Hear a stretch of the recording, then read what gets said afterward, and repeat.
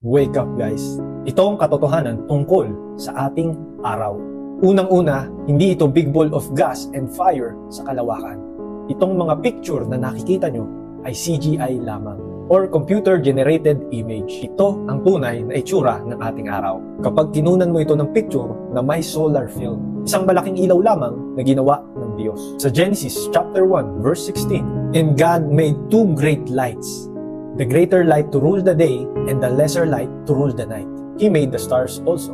Ganito ang tunay na paggalaw ng araw at ang buwan sa mundo natin. Magkasunod lang lagi sila na paikot-ikot sa flat earth na tinitirhan natin. Makikita ito sa Psalms chapter 19 verse 6. "His going forth is from the end of heaven, and his circuit unto the ends of it, and there is nothing hid from the heat thereof."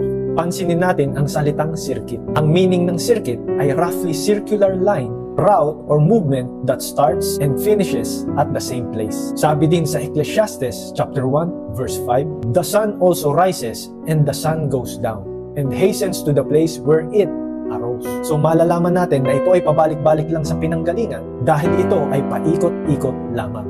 Kung nagtataka kayo kung bakit ito sinasabing lumulubog o lumilitaw, dahil iyon lamang ang tingin natin. Ang tawag dito ay law of perspective. Ang araw ay palayo ng palayo lamang, kaya nagbumuka itong lumulubog. Ito ang example ng law of perspective. Pansinin nyo, paliit ng paliit itong mga poste ng ilaw habang palayo ng palayo.